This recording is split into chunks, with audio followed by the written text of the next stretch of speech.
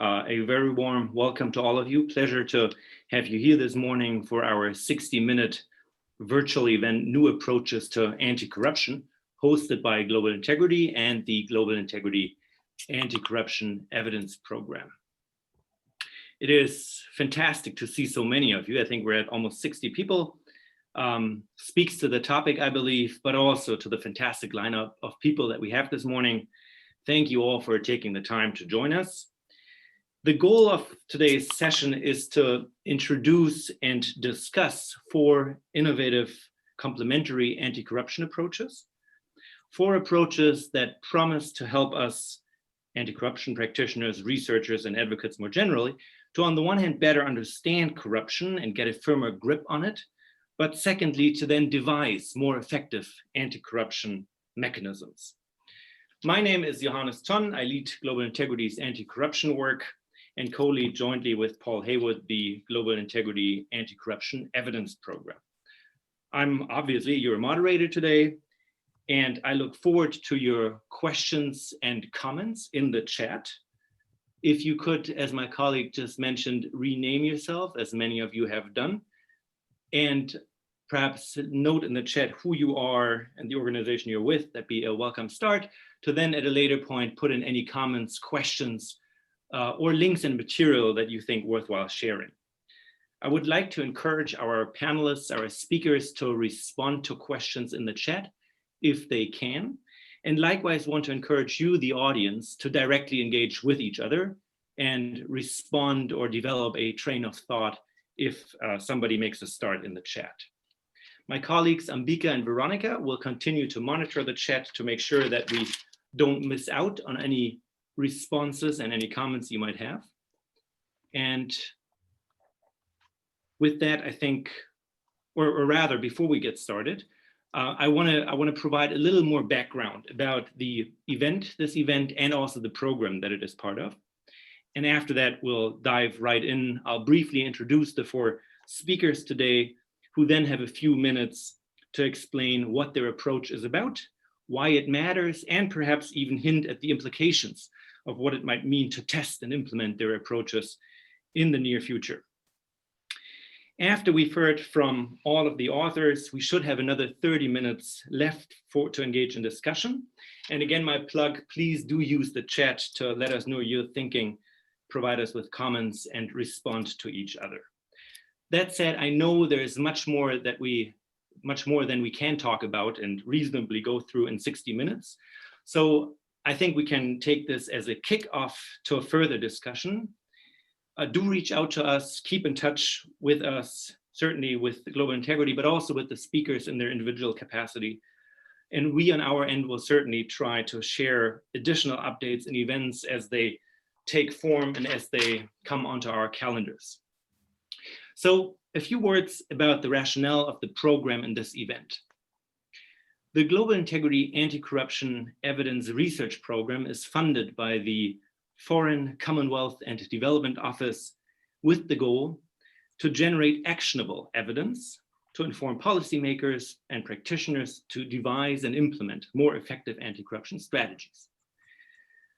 We as a program, we do this by working with 15 research programs around the world and strengthen their ability and encourage their ability to engage with practitioners to solve real-world problems as they are existent in the world. The problem statement that informs the rationale of the GIA's program is that we as a space do not yet have a good enough grasp on what effective anti-corruption work actually looks like. Which means, in essence, turning this around, we are trying different ways of thinking about anti-corruption approaches and testing how to get to more effective solutions. As part of this global program, we organized 3 workshops over the past 3 years with practitioners and academics focused on the questions, what does it take to rethink existing anti-corruption approaches? What might better approaches look like? And how would these approaches be able to deal or to address both technical and political questions How can they be feasible in both technical and political terms? The approaches presented today by our four panelists are an outflow of these workshops, or at the very least, they are very closely aligned with the thinking that underpins the rationale of the program. And we're happy to discuss and host them under this umbrella of the GIA's program. Here then is the sequence of how we'll go through the presentations.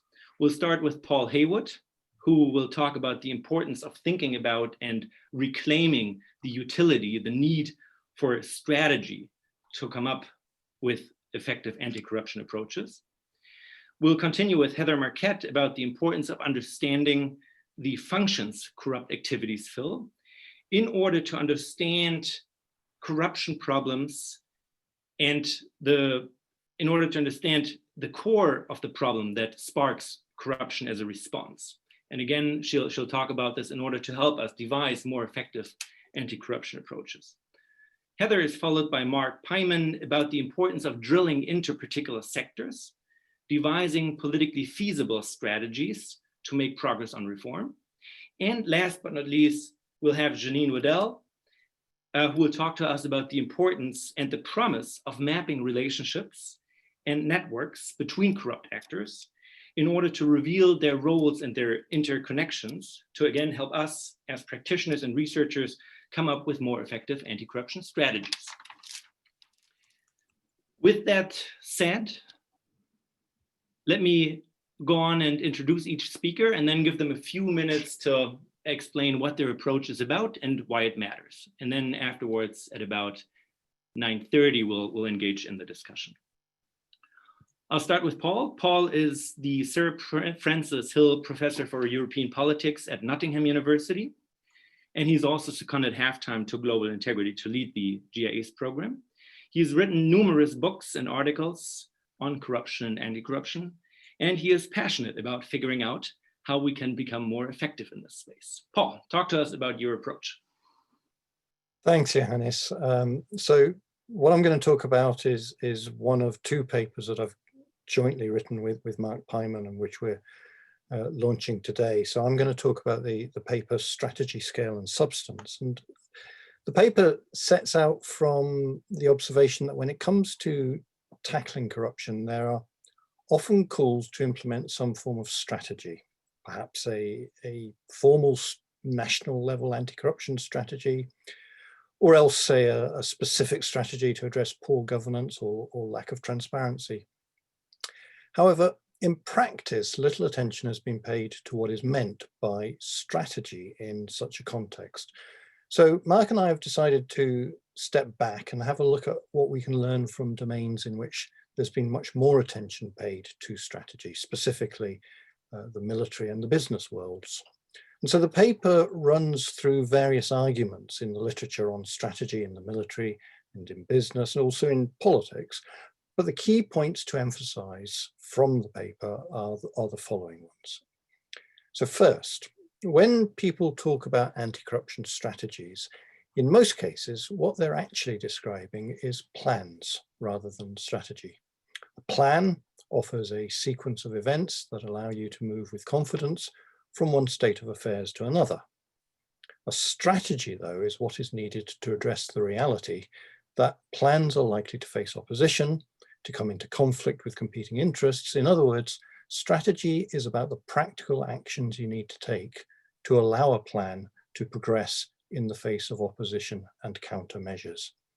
Very few existing self-defined anti-corruption strategies take that potential opposition into account.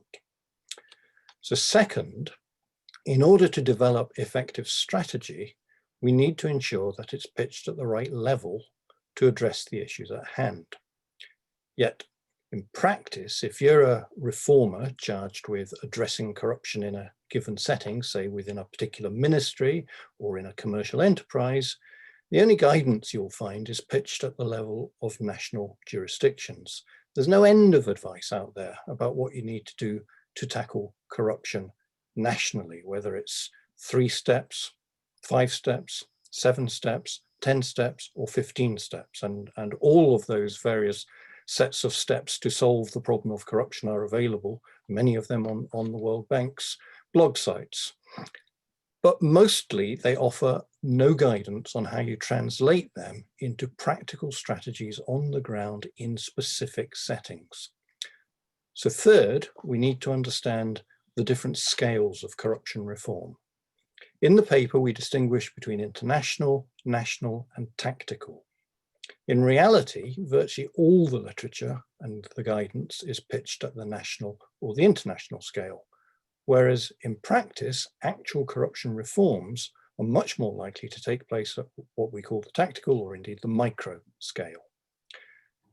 Fourth, then, a good anti-corruption strategy needs to be pitched not just at the appropriate scale, but also requires a proper diagnosis of the issue in question that can define a domain of action. The critical point here is that the diagnosis, to be of use in developing a strategy, needs to simplify the often overwhelming, ill-structured complexity. I apologize for that.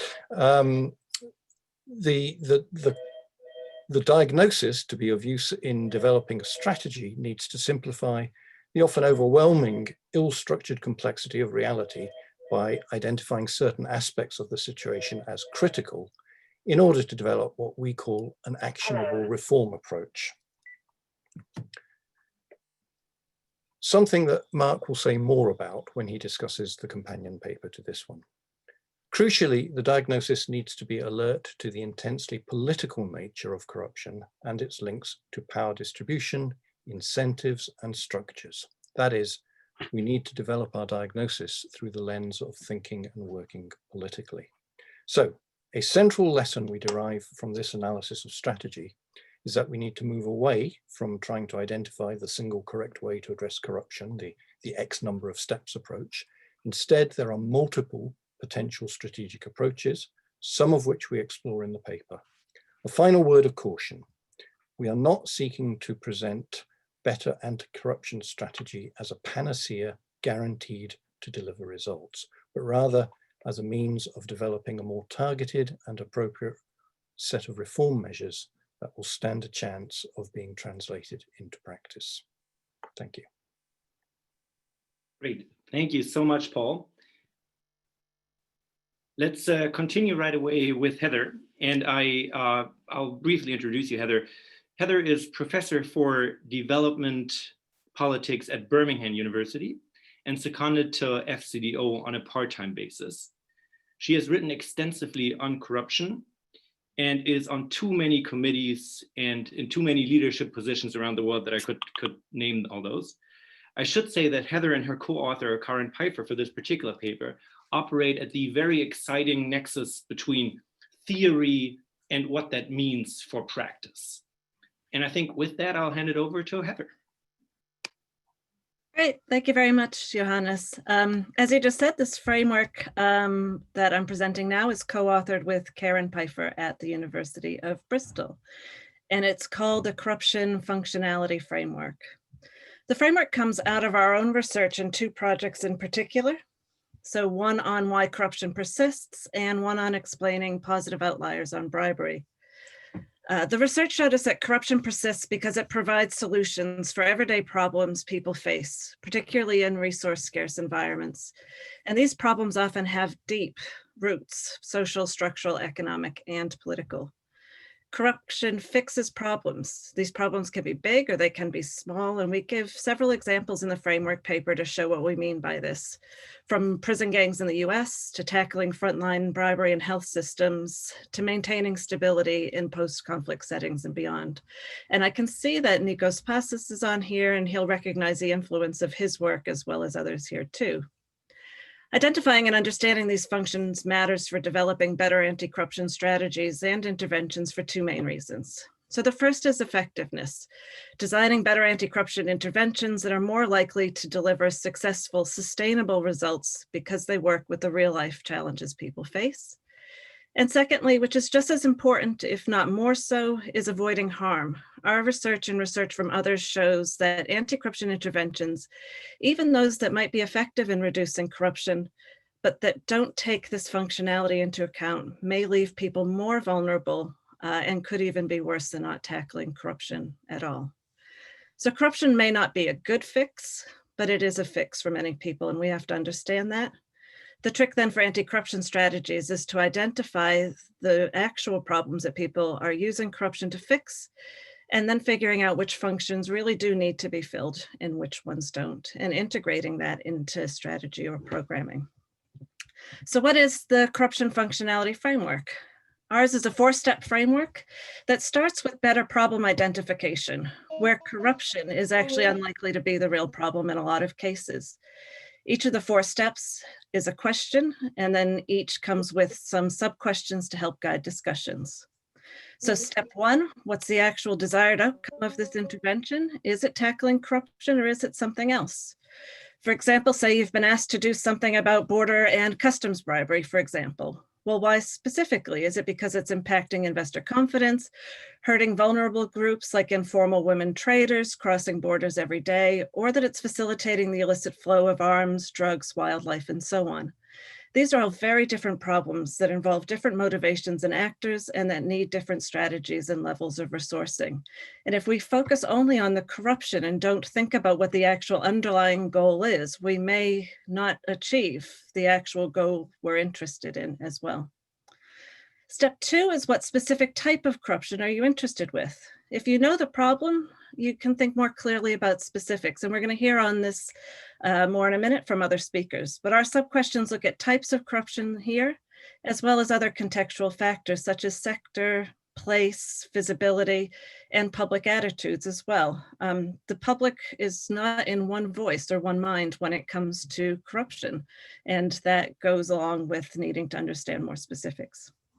Step 3 looks at what functions are corruption filling in this situation. And the step helps users to break down what functions look like for different actors, and then to help identify what barriers they may be for these to be filled through legal means.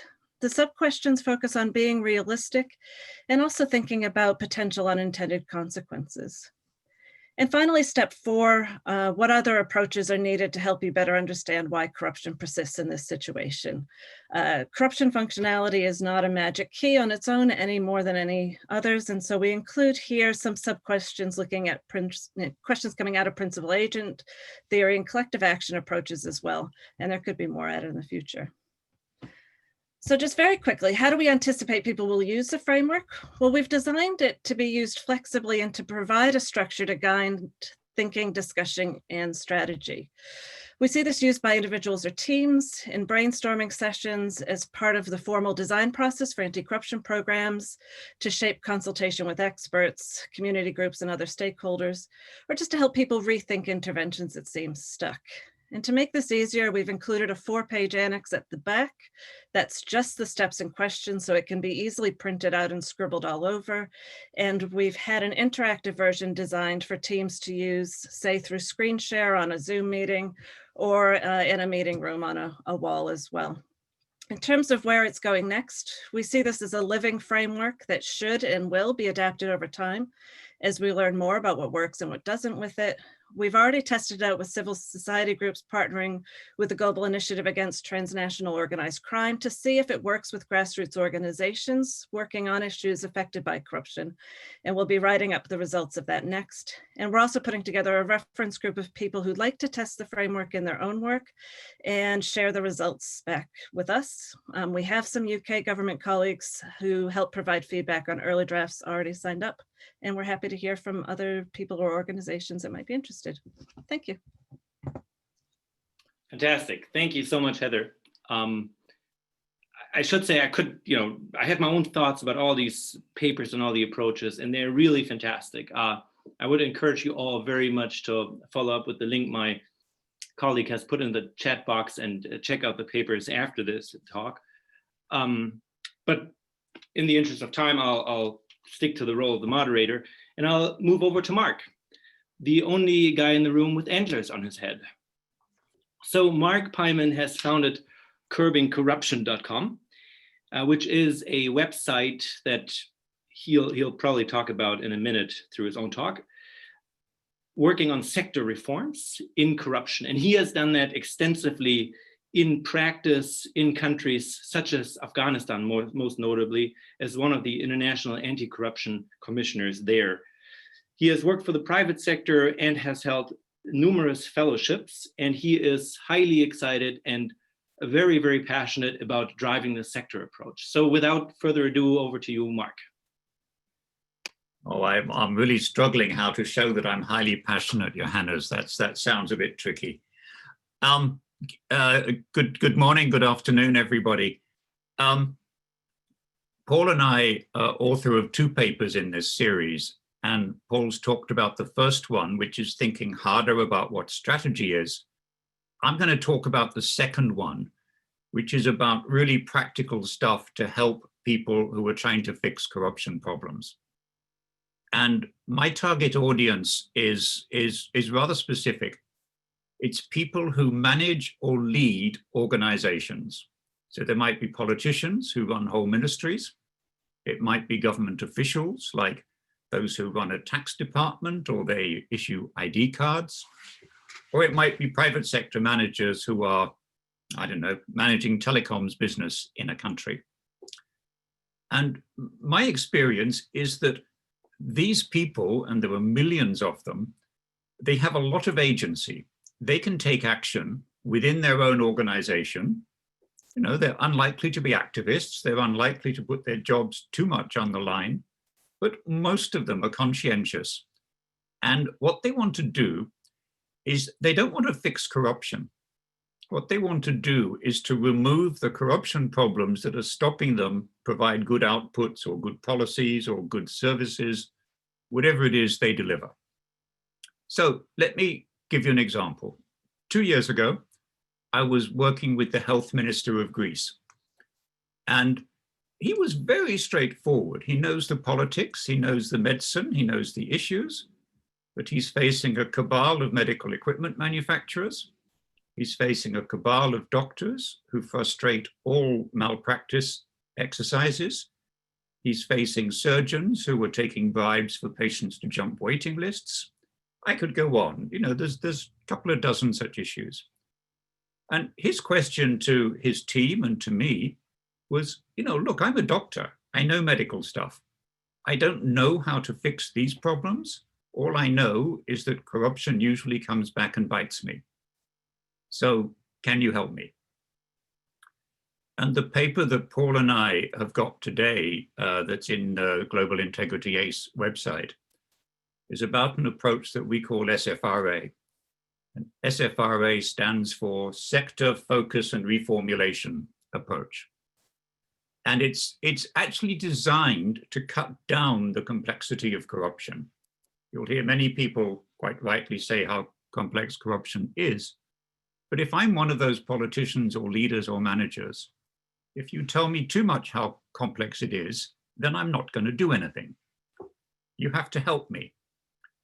So SFRA is about very practical help for how such people and their teams can set up anti-corruption strategies and form a view of whether they're good ones or not. And for me, that came from working in the defense sector for 12 or 13 years and having exactly these discussions in 10 or 15 countries. And it was an astonishment to me to go to Afghanistan and see that all these other sectors had exactly the same problem.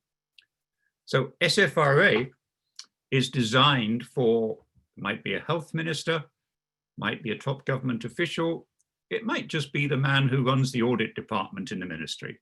They want to do something, and they want guidance on what that something is. Paul has already mentioned sectors. Let me mention 2 other features of SFRA that I think are important. The first is reformulating your objectives. Your objective, if you're one of these kind of folk, is not to reduce corruption. That's a useful outcome. Your objective is to deliver your health system or your tax system or your ID cards more effectively and cheaper and better than you did before.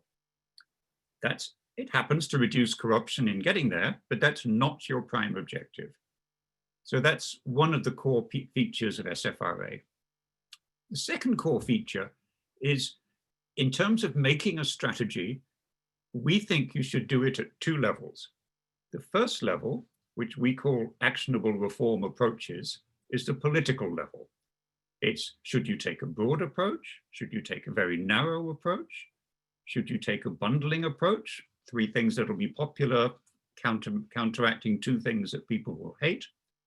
If it's a really tough environment, your strategy is just a keeping up hope approach to show that you're trying to do something, even though the situation is against you. And the second level is the level of specific reform measures: transparency, monitoring, better management information, better systems, da-di-da-di-da-di-da-da, all of those things, which, if you like, are the more technical ones. And we lay out rather clearly how you can distinguish and operate these two in a distinctively separate way. So that's what SFRA is about. And yes, it simplifies the corruption, because otherwise it wouldn't get solved. But on the other hand, it's, for reasons I can go into in Q&A, it's also very attuned to the politics of what is politically feasible. What can you do without getting put in jail yourself or without getting thrown out of your job? So I encourage you to go and see the article. It's called SFRA, and do please be in touch and follow up with us. Thank you very much. Excellent, very good, thank you. I'll turn to Janine Wedel. She is professor at the Schar School of Policy and Government at George Mason University, and she's applying anthropological insights to topics that are usually treated by economists, by political scientists and sociologists, including on corruption. She has won, again, too many awards and prizes for all the different pieces of work she has done, numerous fellowships around the world. And we're very happy to have her join us today to talk about her networking approach. Janine.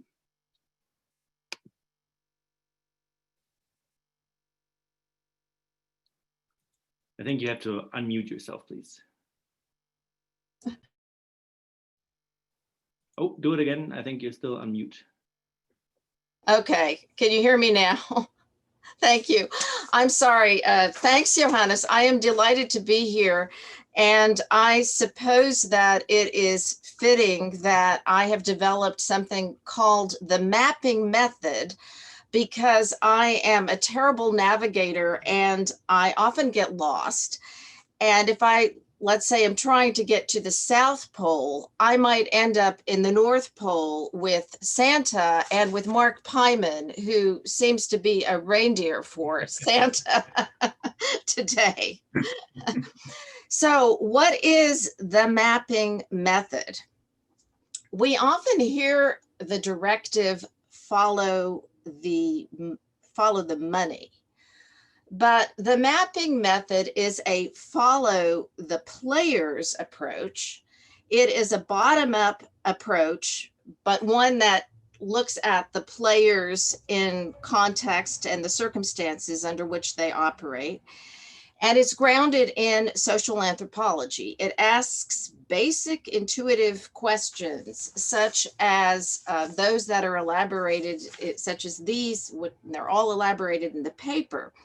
So who are the players, and what are their relationships? How do they connect with, are part of both state and private organizations and NGOs like think tanks? So, and how are they also connected with each other? Then what are their respective interests and agendas? Third, what's the ecosystem in which the various parties operate? So Mark, for a minute ago, was talking about a minister of health having to make decisions about drugs that are coming into a country. Well, so the physicians are operating in a different kind of professional milieu ecosystem than, say, the pharmaceutical company. They're motivated by different things, right? They have different interests. So what's the ecosystem in which they operate? What's the larger circumstances of and what are the larger circumstances of power that shape their ability, their agency, their ability to operate, that constrain and enable them. So it's a follow the players and the organizations and the networks that they're involved with approach. That's the mapping method in brief. Why is the mapping method needed? Why is a follow the players approach needed? Well, because money is not the only valuable resource involved in corruption and undue influencing. There is information, access to power, prestige, right? Those doctors will trade on their prestige. There's brand. These are often essential in undue influencing and corruption processes, and absolutely essential in the kinds of corrupt and chains of influence that cross countries that mapping is so good at dealing with. Second, players often work together in tight-knit networks. They maximize their collective resources, and they appear in various incarnations, accomplishing various corruption and influencing projects over time. So the mapping paper actually has three very different case studies. One is from Washington, D.C., another is from Tanzania, the energy sector, the energy industry. The third is from water industry in Pakistan. And the mapping method is ideally equipped to sort out all of these. So, and in all cases, players work together in these tight-knit networks, maximizing their resources and appearing in different incarnations to accomplish various corruption activities over a period of time. A third reason that we need the mapping method is that it covers, it crosses and connects private and state sectors. It crosses countries. It cannot be limited to micro, or can't be seen as exclusively micro or macro. And it sort of addresses a point that Paul Haywood made at the very beginning, that it's equipped to cross these levels and processes, which is very much needed in the anti-corruption world. So why do we need it? Because we will miss the drivers of influence and corruption and the organizational vehicles and networks that they use, and thus we'll miss how the system works if we don't follow the players, especially in an ever more unsteady, destabilized international and national in environments. So in short, the mapping method illustrates how the operating system works in a given context. And if we can assess that, if we can assess how the operating system works in a given context, then our anti-corruption remedies will be effective, and they won't be counterproductive or have unintended consequences. How will you use, third question, how will you use the mapping method? Well, if you're a scholar, an analyst, a journalist, a civil society organization, a regular person, you take the mapping method, you take these questions, and you start going through them. If you want to look at a given case and then figure out how is the system overall, what can we extrapolate about how the system operates from that case. It is, as Heather Marquette suggested for her framework, this is also a living framework, and it can and should be used in all kinds of settings. It is being used in settings throughout the world. And as it gets used and used again, we will be elaborating it for various circumstances. Thank you very much. Excellent, fantastic. Thank you so much, Janine. I think we now have questions coming in from the audience, and I'd prefer to have as much of a discussion today as possible, drawing from the audience thoughts. So let me turn it to Alex Gillies, who is a friend and collaborator in this space, and see if she can come on and ask her question directly, because I think that is something that is really useful for all of us to interrogate a little more. Alex. Hi, everyone. Thanks, Johannes, and thanks for these presentations. This is a really all-star lineup. My name is Alex Gillies. I'm from the Natural Resource Governance Institute, and I lead our programs on anti-corruption issues, so focusing on extractives. And as I wrote in the chat, I think a tension that comes up frequently that I was reminded of while Mark was speaking is, in difficult political contexts, should we address our efforts towards the low-hanging fruit, those kind of corruption challenges where there is a bit of political momentum and maybe the interests that are at stake are not that serious? Or should we devote our efforts towards kind of the really big harmful practices where what's more likely is we could maybe draw attention to the issue, increase the extent to which people understand it, but probably not fix it, quote unquote, because of the political powers and those other dynamics. So Mark, I was just curious if you had any reflections on how to handle that trade-off. Thanks a lot.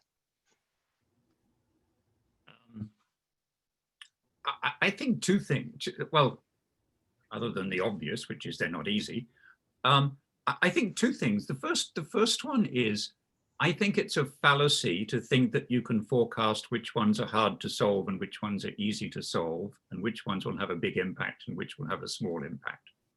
So to take the example of the maritime industry in Marquette, I'll come back to extractives in a moment, but with the maritime industry, they started with this tiniest problem, ship owners giving bottles of whiskey and cartons of cigarettes to get into ports. Sounds like the smallest corruption problem around. But actually 10 years later, they now have 60% of global tonnage following their route. And it has become, what's the right word, not quite the norm, but it's actually got a huge momentum behind it to tackle larger problems than just whiskey and cigarettes. So if I think, for example, of the extractive industry, I mean, I used to work in it. I was a finance director for Shell for some years. And I think I'm firmly in this world of pragmatism, which is if you're talking to extractives people, there will be some problems they can solve, usually small ones, but not always, and some problems that are much bigger that they can solve in collaboration with others. So my example was getting international finance to support developments in West Africa. And we were able to use that development finance link to refuse the corrupt demands of the dictator in the country in question, to his intense annoyance, but he couldn't do anything about it. So it was something which theoretically was small, but actually had a big impact. So I suppose my answer here is I don't support this low-hanging fruit or big issues question, because I think you're so often wrong in which you think they are. So I'm a fan of, if you have a mechanism for making change, go ahead, even if somebody else is saying it's trivial. And what could be more trivial than cartons of cigarettes with a big container ship is a great example of it. Great. I wonder, Heather, do you have additional thoughts on this question? And I guess, I mean, what we would say is when you're thinking about the problem, it's also stepping back to think about what the motivation is as well. So who, for whom is the problem being defined in this kind of way? And when we talk about things like low-hanging fruit versus big changes, well, who's the ultimate, who's the ultimate target audience for that? If we're talking about fixing problems in country, then you would start with where the genuine problems are. Not necessarily where what we as external actors might bring in. in terms of those solutions as well. And I think certainly for ours, I mean, we're influenced by other things happening in the development space, but then also in sort of adaptive management as well, that you don't start with the solutions that you want to bring in. If you're starting with a problem and being driven by that, then you're thinking about it really differently. And you wouldn't necessarily then think about it in terms of, you know, we need quick wins. Well, quick wins for who? What's the problem? Who is this involving? Who does it need to bring into this? How are you going to nudge the kind of, you know, political incentives in order to change this? What are their motivations? Will low-hanging fruit provide the people this affects with the things that they need in order to be incentives and so on? So if you're starting with the actual problems, it changes, I think, our behavior. I say our behavior, but people's behavior when they're sitting down to plan strategies and taking those plans into interventions, because you might do something direct, you might do something indirect, you might try a mix of different things. But ultimately it's keeping an eye on what that problem is in the first place, if that helps and answers. Great. Thank you, Heather. By now, I think we have a whole host of questions in the chat box, and I'm already aware that we won't be able to answer all of them and discuss them. So I wonder if my colleagues, Ambika and Veronica, if there's a way to either save the chat or take a snapshot or so, in order for us to be able to perhaps provide, you know, 1 paragraph long answers after the session is over. I don't know if there's a way to figure that out. That'd be great if it was possible.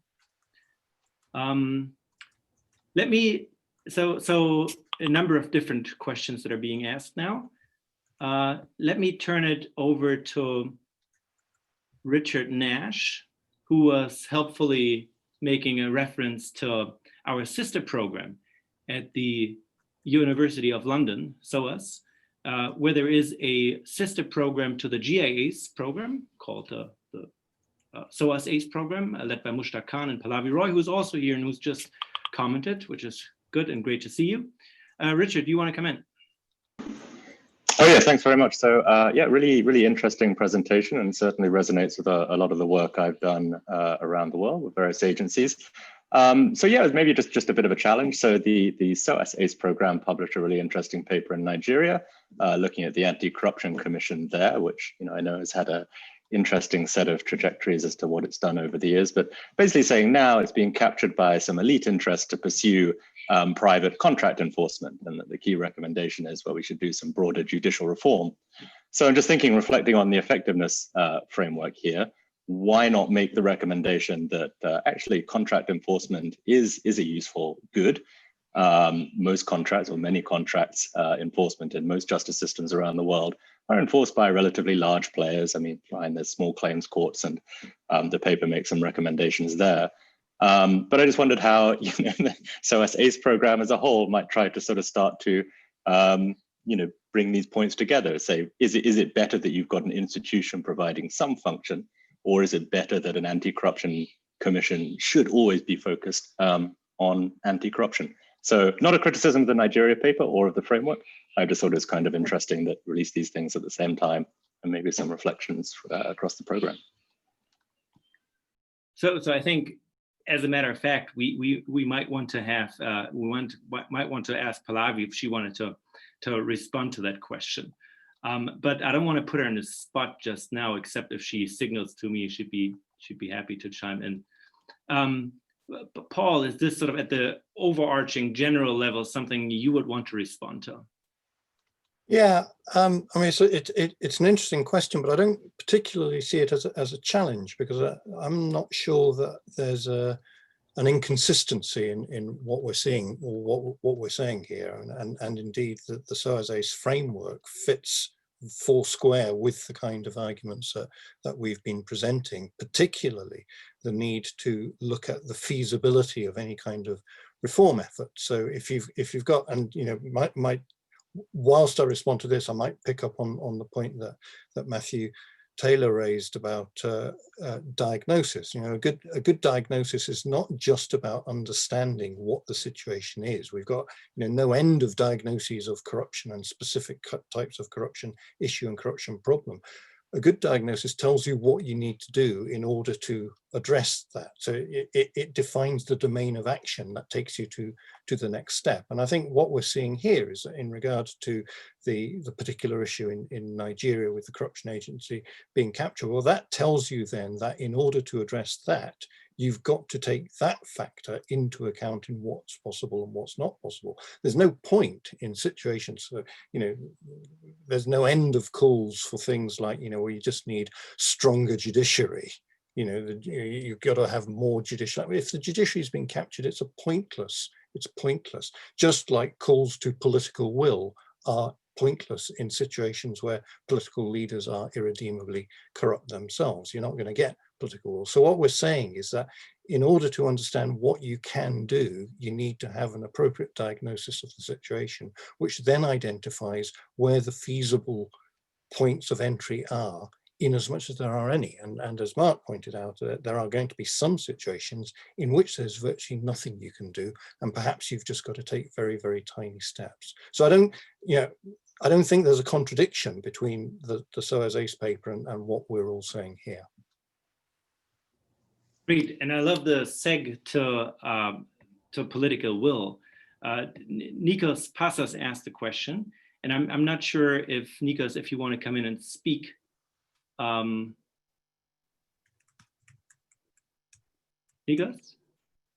Yeah, hi, good afternoon, everyone.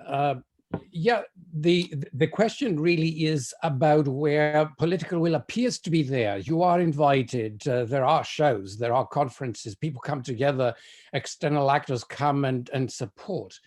And then work is being undermined in practice, and it often comes unexpected because you thought that with all this hula hoop, you are going somewhere. And the question is whether there is a way in which, how genuine the political support and the chances of success are at different points, so that you don't really waste time and demoralize people who actually buy in and raise expectations. And perhaps Mark could comment on this, because we work together in parallel tracks on projects in Greece, where he was working on defense sector changes, and I was looking at private investments in the country, and where apparently there was a lot more receptiveness in the end on what work he was doing, whereas where I was working, it was rather much more challenging. So perhaps Mark can draw on that experience and tell us how things did work in the end in Greece.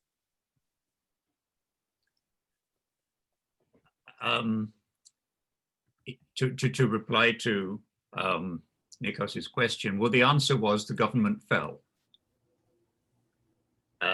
So can you hear me? Yes. Yes, I can hear you. Yeah. Oh, okay. The answer was the government fell and the priorities changed. But I think the early answer to your question was what was true in both the two sectors I was working in Greece, which were health and defense. The people at the very top in defense had very little interest in change, but one level down, there was a lot of interest in making change. And obviously it had to go around the political priorities of the day. The minister, if I recall, was a Golden Dawn member and clearly not going to be interested in anti-corruption. But there was quite a community of people below that who were certainly involved in various corruption issues, but they still wanted to make change. The case in health was the other way around. The minister really wanted to see reform, but the people a level or so down were deeply benefiting from the various rather structural corruption problems that exist in the health system of that country. So I think in both cases, I personally always have the belief that it's a mistake to put your faith in political will. Political will comes and goes. It's nice when you have it, but it very rarely lasts more than one election or one government. So what you're looking for is how can you get a community of people. In defense, it was the people below the level of minister. In health in Greece, it was actually the regulatory agency. That's where the energy for reform sat. So they were two very different focal points where you pushed your energy for reform. And if you just did it the generic way, starting with the government and the minister, you wouldn't have got anywhere in either case. So I think it's a good argument for what we were talking earlier with Alexandra, of actually sometimes deliberately going down a level or two to where you can get traction is much the better strategy. Great, thank you for that. I wonder if, Janine, if you have thoughts about using your method to make additional headway in understanding and unpacking the ecosystem in which political will, or what we oftentimes label as political will, if there's a way to utilize your method to get to the bottom of that. Yeah, I mean, absolutely. So I mean, that's one of the questions, is really sorting out what are the specific ecosystems in which the various players operate, and what kinds of incentives and enabling and constraining factors are they responding to.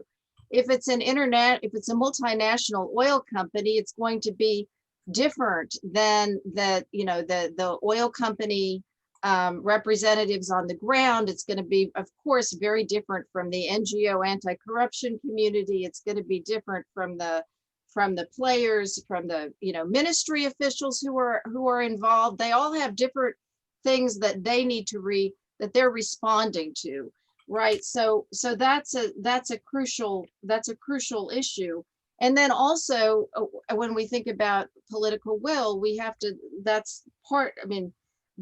political will is part of the larger context, circumstances of power and resources in which the players are embedded, and what really can they get away with or not, and of course incorporating what are their interests in a given situation. Great, thank you. And I think that just speaks to the complementarities that we see in these 4 papers and how they build on each other and flesh particular items out that would be very helpful for us to scrutinize in order to understand how to take effective action. I want to make a plug and highlight that Cheyenne Shabbatka Church has been very active in the chat, and she's likewise a good friend and collaborator in our space, and the exciting things that she's working on together with her collaborator Diana Chigas. They're taking a very systemic view on how to figure out entry points to fixing corruption. I wonder, Cheyenne, if you have a particular thought that you want to share. It would be, I think, the last question that we can ask right now before our time runs out. Thanks, Johannes. Lovely to see everyone. I think I'm wondering about whether any of the people who've developed diagnostic frameworks have found systems thinking useful and integrated that into their work. The way that Diana and I approach corruption analysis, so analyzing what are the drivers and enablers, is through a causal map lens, because we felt it did offer some of that bridging from complexity to simplicity, and then allowed the identification of entry points, which gets us away from this framing of low-hanging fruit versus most significant, because you figure out where you can enter into the system. So I'd be curious to know if anybody has been influenced by that or have explicitly chosen not to, and for what reason, because I just think the focus here on better analysis to understand not just what is the corruption, but why, and then breaking out the why into the drivers, the real reasons versus the enablers, just the things that open the door, is really exciting and really on the mark. So I'm interested in the underlying influences behind some of the framework development. That's a great and not easy question, but one that is definitely worth asking. And I wonder if Heather and perhaps Paul have a quick response, or Janine as well, for us to then afterwards wrap up. For me, I mean, I would definitely see it as influenced by what I've read and learned from when it comes to systems thinking, but I actually find that what we wanted to do was we wanted to try to do something that we describe as simple, but not simplistic. And I think systems thinking language puts an awful lot of barriers up for people to use it, and people don't always enjoy using it. I genuinely don't really like reading systems thinking stuff, even if I acknowledge that it's incredibly important. So we've tried to avoid systems thinking language in the same way we've avoided talking about conflict sensitivity, because what we're trying to do is think about a framework that can be used as easily as possible by as many people as possible. And we've just found trying to strip away as much language as we can that makes it inaccessible important. We were building on the experience from DLP and the everyday political analysis tool that we developed on there, where we tried to pull it apart and take out everything we could that was political science sort of language to make it more accessible. Thanks. So very quick. Oh, go ahead. You go, Janine. Okay, so very quickly, I would, following on Heather, so social anthropology is a basic systems thinking approach that looks at the interconnections and looks at multiple causality and so on. So it's that kind of approach, but I absolutely eschew any and do not use any kind of language that smacks of jargon, as Heather has just mentioned. So you will find the thinking reflected in the mapping piece, but hopefully not the language at all. The complex language that does throw up barriers. Thank you. So just quickly, yes, systems thinking certainly has been an influence. It's referred to in both papers, but I think one of the key points that we'd want to make is an awful lot of the work on corruption, particularly in regards to corruption analysis, is very much focused on trying to understand how and why it's happening, what brings it about, what makes it work, what makes it keep going. Far less is focused on what you actually do to get out of that. And I think sometimes the kinds of complexity of analysis that you get from some systems style approaches says more about why things are happening and less about what you can do to try to address that. And what we've done is to try to focus very consciously on how do you get from that step of understanding what's happening to what you need to do in order to do something about it. And we've, as Heather and Janine have both said, we've tried to do that in a way that is accessible and understandable for people on the ground who don't have either the time or probably the inclination to engage in sometimes rather obtuse or difficult to follow work. Great. Thank you so much, Cheyenne, and thank you so much to everyone for your different thoughts and for the comments that you have put in the chat. And likewise, thank you for all the answers that have been provided and the discussion that's been going on. I think we're all still learning to actually use this new virtual reality and get to grips of how we structure good, useful, helpful discussions amongst each other. And seeing that we've had over 100 people a few minutes back, I think it's great that we're able to pull this sort of event off virtually. Although I must say, I personally would much prefer to see everyone in person, have coffee afterwards, but we'll get there again at some point in the future. Thank you so much, everyone, for joining us today. Don't forget that all these papers, these approaches are now available on our webpage. We will follow up with additional information about possible follow-up events that might just take a deep dive into any one of the approaches in the new year. So I could imagine that we'll do 4 1-hour or 4 1.5-hour sessions in which we discuss any particular approach, and then perhaps another session to bank on all your wisdom, the audience's wisdom, to see how this might connect to the work that you have been doing. I want to thank our panelists for taking the time to both write the papers, think about these things, and to also present today. And with that, I think one of the last pieces to mention is that we'll probably make available a recording of this webinar, and are likely to do that through a blog post not too long from now to keep everybody informed and keep in touch. So thank you, everyone.